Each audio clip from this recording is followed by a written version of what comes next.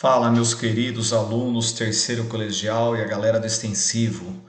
Moçada, seguinte, o que nós vamos fazer então? A ideia agora, moçada, é fazer uma retomada de todos os conceitos que os senhores viram nesse primeiro semestre e não ficou legal. Todos não, vão ser os principais conceitos, o que mais cai em vestibular, essa parada toda. O que eu quero fazer com vocês?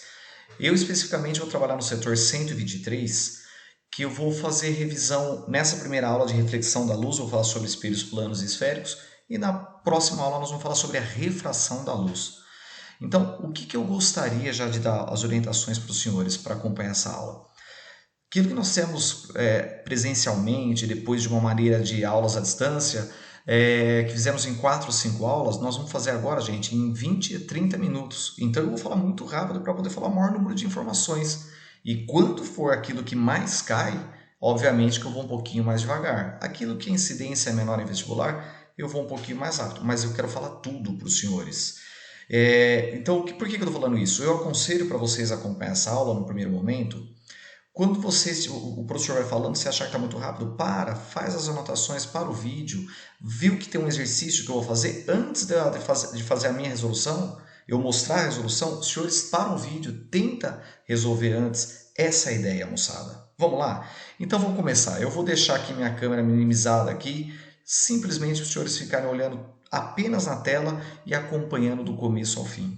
Moçada, o curso de reflexão da luz começou com espelho plano. Olha só o que os senhores têm que saber de espelhos planos. Primeiro, olha esses nomes que eu separei para os senhores.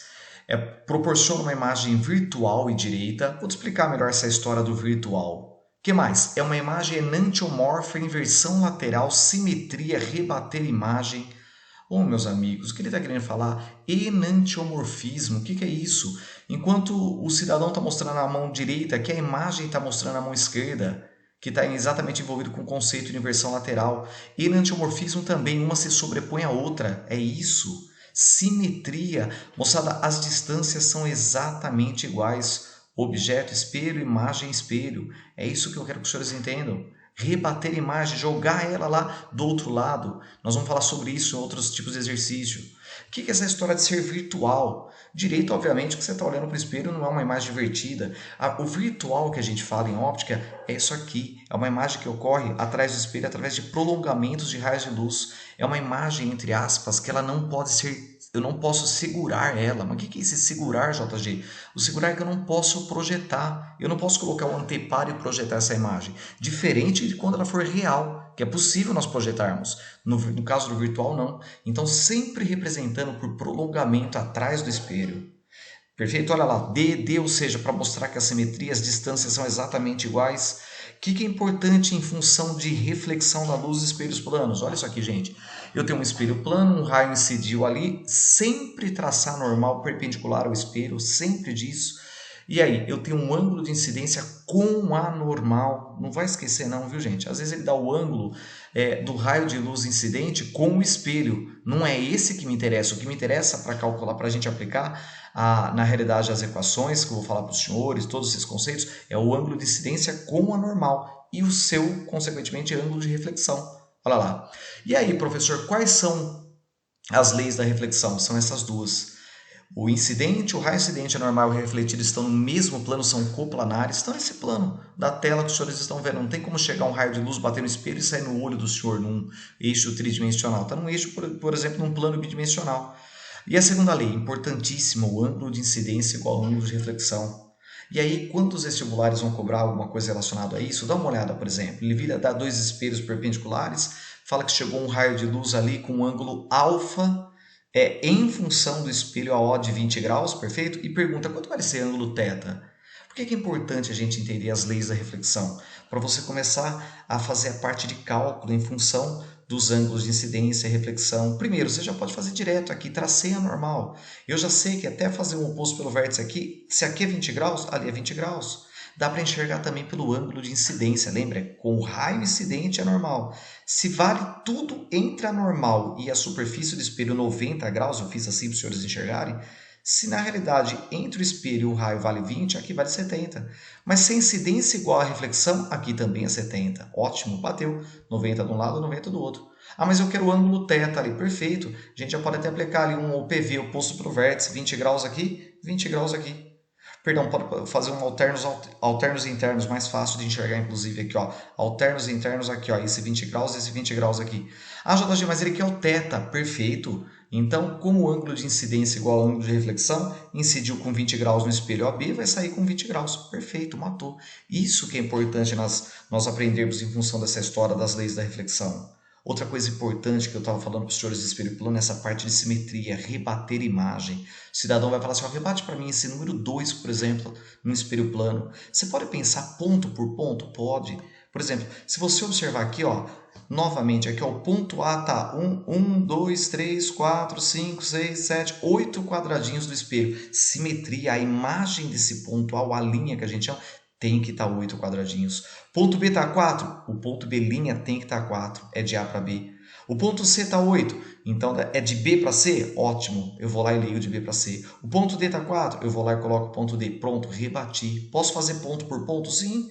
Você pode fazer ponto por ponto, pode fazer na realidade aquela grande sacada que a gente falou para os senhores presencialmente, a história de quando ele pedir para vocês uma determinada palavra, um número de frente de um espelho plano, essa história da simetria, de rebater a imagem, nada mais é do que você fazer letra por letra, ou seja, vai analisando em função. A letra A que está aqui primeiro, eu vou rebater. A letra C é a que está depois, eu vou rebater, mas eu vou rebater invertendo e vai fazendo uma por uma. Você pode fazer, lembra das dicas que a gente dava? Você pode fazer isso, obviamente, letra por letra, rebatendo e invertendo atrás do espelho, e você pode fazer aquelas sacadas que a gente ensinava na hora de uma prova. Você escreve a palavra, vira a folha, pronto. Ao virar a folha já vai estar escrito invertido. É exatamente isso. A outra dica que a gente falava, a história do carimbo, escreve a palavra e carimba. Carimba na borracha, por exemplo, e coloca esse carimbo na folha. Vai estar invertido, que é o que acontece atrás do espelho. Isso é importante para os senhores entenderem, por exemplo, vai lá ver a palavra escrita ambulância. Ah, já está estranho, né? Escrito contrário quando você vê direto, mas o objetivo é esse, para realmente rebater lá no retrovisor, no espelho retrovisor do carro que está na frente dessa ambulância, para ele enxergar que tem uma ambulância atrás dele. Essa é a história de aplicar o rebater um espelho plano na prática. É exatamente isso que os senhores estão vendo. Outra coisa, cuidado, se esse espelho, por exemplo, estiver inclinado e você quer achar como vai ficar essa imagem, ou seja, o objeto AB em frente a esse espelho inclinado em 45 graus horizontal, por exemplo, você faz isso aqui, gente boa, olha, traça em função do espelho 90 graus com o espelho, não vai esquecer disso, tá? E aí, 90 graus você traça lá a mesma distância, por exemplo, fazendo uma régua, aqui é o ponto A, ali é o ponto A', aqui é o ponto B, aqui é o ponto B'. E aí, de B para A, ali que vai ficar minha imagem na hora que eu rebater. Eu posso também usar aquela tática de dobrar a folha exatamente onde está o plano do espelho. Eu consigo fazer isso também. Eu faço o desenho na folha e dobro a folha no plano do espelho, eu enxergo isso. É uma tática que a gente usava também. Isso é importante. Outra coisa que cai muito de espelhos planos é achar o campo visual. O cidadão está olhando para esse espelho e, por exemplo, tem todos esses pontos aqui, são como velas acesas. Por reflexão, porque se ele olhar direto, obviamente que vai enxergar, com exceção dessa vela aqui que está aqui atrás do espelho, por exemplo. Mas por reflexão, quais são as velas que ele consegue enxergar? Quais são os pontos que ele consegue enxergar? Você pode ir fazendo, na realidade, em função do próprio espelho, incidência igual a reflexão, para saber onde vai. Mas o jeito mais rápido de achar campo visual é a história do rebater. Então, por exemplo, você vai lá e faz prolongamento do espelho até onde se encontra o observador, que tem essa distância D, e exatamente por ser simétrico esse espelho plano, esse observador, ao rebater ele estaria exatamente ali atrás do espelho na mesma distância. E aqui vem o macete final. Em função desse rebater o observador, faz dois raios de luz tangenciando as superfícies dos espelhos, em cima e embaixo, o senhor vai ter o campo visual. Ou seja, essa pessoa, ao olhar para esse espelho, consegue enxergar os pontos C, E e D. Esse é o campo visual dessa pessoa para esse espelho aqui. Isso é importante, tá? A história de achar campo visual é algo muito importante em espelhos planos. Cai pra caramba. Na aplicação de cotidiano, por exemplo, ali a Unicamp em 2012 perguntou, esse cidadão aí, ó, ao olhar para esse espelho retrovisor, o que ele consegue enxergar por reflexão? Isso é muito importante porque a gente fala, por exemplo, da história de ponto cego num carro. JG, como que eu faço? Fiz o rebater os olhos do motorista ali, ó. Então, essa distância tem que ser exatamente igual a essa. Então, muitas vezes cai como quadriculado. Para ter 3 quadradinhos, aqui vai ter 3, por exemplo. Aí, em função dos olhos do motorista, ali na hora que eu rebater atrás do espelho, tangenciando nas extremidades, eu vou enxergar quais são, na realidade, os pontos que eu consigo observar, qual é o meu campo visual desse espelho retrovisor desse carro. Essa é a ideia. Nesse exercício, especificamente, pontos 9, 5, 2 e 1, esse seria meu campo visual. Isso é muito importante, gente, entendermos, muito importante para espelhos planos. Tanto é que quando a Unesp cobrou, por exemplo, isso daí, ela cobrou em função de cinemática, para o cidadão descobrir quanto tempo que essa pessoa que estava olhando para esse espelho de 1,2 metros, ele se encontra a 2 metros, quanto tempo vai conseguir ver uma moto passando ali, por exemplo. A história de achar o campo visual está envolvida com isso, por exemplo. Você fazer a parte simétrica, a relação geométrica. Então, essa é a grande sacada, rebater, fazer o tangenciamento para achar o campo visual. Aí eu conseguiria resolver esse exercício. Inclusive, eu conseguiria resolver esse exercício fazendo semelhanças de triângulos para achar qual que é o espaço da moto depois. Essa é a grande ideia, por isso que cai muito. A FUVEST gosta muito de mexer com esses esquemas também de espelho plano para fazer essas relações geométricas de triângulo e retângulo. Então, vale essa dica para os senhores, gente. Que mais, JG? Associação de espelhos. O cidadão coloca lá um objeto entre 2 espelhos e fala qual o número de imagens produzidas. Meu amigo, não é já alta incidência aqui, já não é um assunto que cai tanto, mas a fórmula, quando você vai achar, o número de imagens formada nada mais era que isso aqui, 360 graus dividido por alfa. O que é o alfa? É o ângulo entre os 2 espelhos. Menos 1. Aqui você vai determinar o número de imagens formada por esse objeto com esses 2 espelhos. É a mesma coisa que você está vendo aqui nesse exemplo, 90 graus. Se eu colocar aqui o alfa 90, 360 sobre 90 dá 4, 4 menos 1, 3 imagens. Ótimo, eu provo. Inclusive vale até a pena falar, né?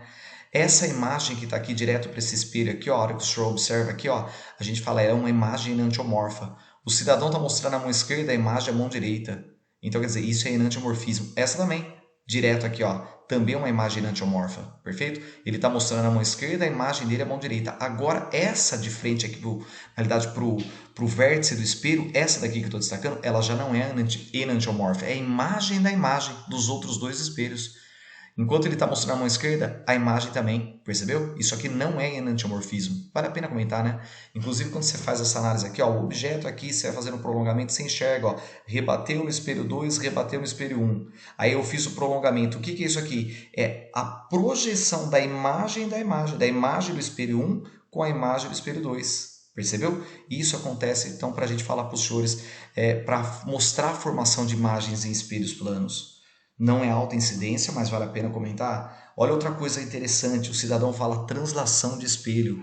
Eu tenho uma vela que está a uma distância X de um determinado espelho, aí eu afastei esse espelho aí. Eu afastei esse espelho em função da posição inicial, eu afastei aí uma certa distância que, a partir do momento que eu coloquei essa distância, aumentou. Então eu vou chamar agora da vela até o espelho, eu vou chamar de Y. Obviamente que a imagem da vela vai estar ali, a mesma distância Y, simetria, né? Tá, mas a pergunta dele é o seguinte, ó, por exemplo, eu afastei D. Quanto que essa vela vai ter afastado em função da posição original? Quanto vale esse Dzão aqui? Percebeu? E o que é a ideia interessante de fazer nesse exercício? Aí você prova, depois você pode até olhar com bastante calma. A parte interessante para você enxergar é isso aqui, ó. O que é esse Dzão? Seria, na realidade, a distância total, o 2y, menos quem? Menos esse 2x aqui, ó. Perfeito? Que era onde estava a vela na posição original. Então esse é o D, é a adesão, o que na realidade é a distância que a vela se afastou em função da posição original dela. Perfeito. Só que tem um detalhe, né? Y menos X, tudo isso aqui é Y. Y menos X nada mais é do que o próprio D. Olha lá, o D é a distância maior Y menos esse X que era a distância original. Por isso que a gente fala, a distância, na realidade, que vai afastar-se a vela em relação à posição original é o dobro do deslocamento que você fez no espelho. E isso é importante, moçada. Sabe o que é importante? Porque a gente fala o seguinte, ó, se eu afastar D, aqui vai afastar 2D.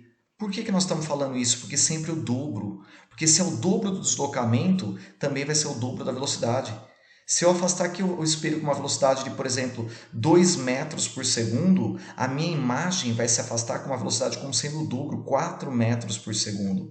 Por isso que é interessante para a gente falar da cinemática do espelho plano, percebeu? Isso também é interessante. Por exemplo, tipo isso aqui. Dá uma olhada num exemplo desse. Seria interessante separar e tentar resolver. Eu vou fazer, obviamente, de uma maneira mais rápida aqui, mas para você pegar a ideia dessa cinemática do espelho plano. O cidadão está indo ao encontro do espelho. Se ele tivesse parado, seria o paraíso. 4 metros por segundo para a esquerda, a imagem dele, desse objeto, desse menino, por exemplo, vou colocar só assim para ganhar tempo. Ó. A imagem dele estaria vindo aqui 4 metros por segundo se aproximando. Percebeu? É o contrário. Ele vai se aproximando aqui do espelho da esquerda para a direita, da direita para a esquerda, vai se aproximando a imagem. Só que tem um detalhe, isso se o espelho tivesse parado. Mas como o espelho está em movimento, a cada 1 segundo ele desloca 5 metros, então, como é o dobro do deslocamento que eu acabei de falar para os senhores, na realidade a imagem vai estar deslocando-se, então, 10 metros por segundo para cá. Ó. Cada 1 segundo deslocando 10 metros. Aí fala, JG, então afinal, essa é a minha imagem, quanto que é em relação à superfície terrestre? Qual que é, afinal, então, a velocidade relativa, ou seja, a velocidade em relação ao solo? Em relação ao solo, você pode até usar o referencial, o 10 é positivo, para a direita, o 4 é negativo para a esquerda. Em relação à Terra, essa imagem estará se afastando 6 metros por segundo. Pronto, cinemática do espelho plano. É interessante o senhor aprender isso daí.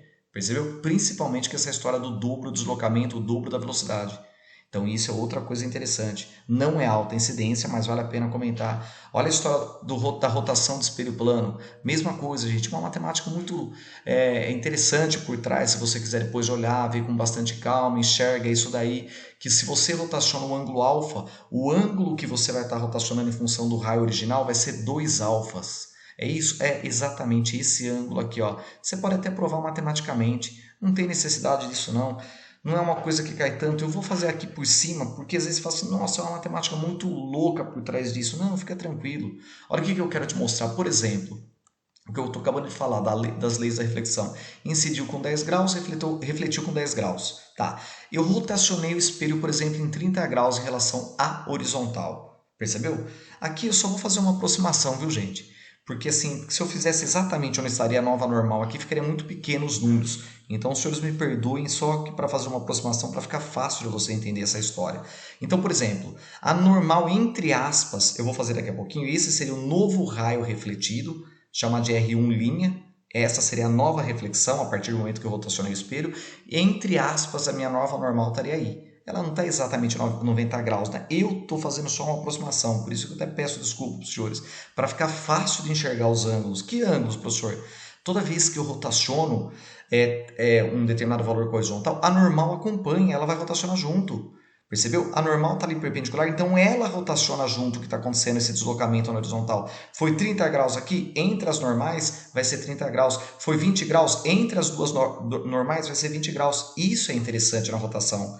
Aí você começa a enxergar, pera lá, se aqui é 30 graus, aqui é 10, aqui só pode ser 20. Beleza, mas espera lá, se aqui tudo, vê se você concorda comigo, ó, se aqui é 30 graus, tudo isso aqui, entre as duas normais, aqui é 10 do ângulo de incidência, então tudo isso aqui, na realidade, vai ser o quê? 40 graus. Quer dizer, se tudo isso vai ser 40 graus, os senhores concordam que esse é o ângulo, seria o ângulo de incidência, então o ângulo de reflexão seria 40 graus também. Olha que interessante. Ah, mas essa é a resposta? Não. A resposta é você enxergar que, na realidade, entre o raio original, esse R1 e esse R1', eu vou ter um ângulo de 60 graus. Para provar para o senhor que eu rotacionei aqui em relação ao horizontal 30 graus, o ângulo de reflexão, novo ângulo de reflexão, o ângulo de abertura vai ser exatamente o dobro. Percebeu? Então, se você lembrar dessa ideia, fica legal também, assim, para um exemplo numérico. Isso, gente, também não é uma coisa que cai de incidência alta não, viu? A parte de translação, rotação, não é incidência alta, mas obviamente que eu comento com os senhores para falar todos os conceitos. Terminando o espelho plano, a gente foi para os espelhos esféricos. Olha lá, você tem espelho côncavo, como se fosse a parte da concha da colher, e o convexo, virando a colher, ou pensando numa bolinha de Natal. Olha a simbologia, gente, sempre o risquinho para mostrar a parte de trás do espelho. Então agora é diferente do espelho que a gente está trabalhando com espelho plano, espelhos esféricos. Pode ser côncavo ou convexo. Interessante você lembrar o que é isso? Centro de curvatura do espelho, que é do centro ao vértice que está ligando ali o eixo principal, o foco, que está ligando essa reta aí que está cruzando todos esses pontos que a gente chama de centro de curvatura, foco e vértice do espelho. JG, o que acontece? O raio é exatamente do centro até o vértice. Só que do foco ao vértice e do centro de curvatura ao foco, a gente chama de distância focal. É uma distância focal que nada mais é do que metade do raio. Isso é importante. Por que, JG? Porque depois de descobrir todos esses conceitos e os raios notáveis, a gente vai começar a analisar como ficam as imagens em espelhos esféricos. Só que para isso, que nem eu estou falando agora, os senhores têm que saber os raios notáveis. Eu vou fazer de todos os espelhos, os dois. Primeiro o raio, aquele que entra pelo centro de curvatura, ele está entrando perpendicular à circunferência. Esse caso do perpendicularismo é aquela coisa para falar para os senhores. Ele entrou em cima da normal, que é exatamente passando pelo centro, ele vai sair em cima da normal. Ele entrou pelo centro, ele reflete pelo centro. Esse é o primeiro raio notável no espelho côncavo. Ah, JG, mas e se for convexo? É a mesma coisa, só que no caso está ali atrás do centro de curvatura do espelho convexo, uma bolinha de Natal. Então eu já não posso fazer o raio chegando até a parte de trás do espelho da bolinha de Natal. Eu faço o que? O prolongamento. Entrou pelo centro, refletiu pelo centro, mesma coisa. Segundo raio notável importante, um raio de luz que entra paralelo, ele faz o quê? Você pode até traçar ali a normal passando pelo centro, o ângulo de incidência igual ao ângulo de reflexão, e ele vai sair exatamente pelo foco. Isso no espelho côncavo. No convexo, mesma coisa. Ele entrou paralelo ao eixo principal, ele reflete pelo foco. Perfeito.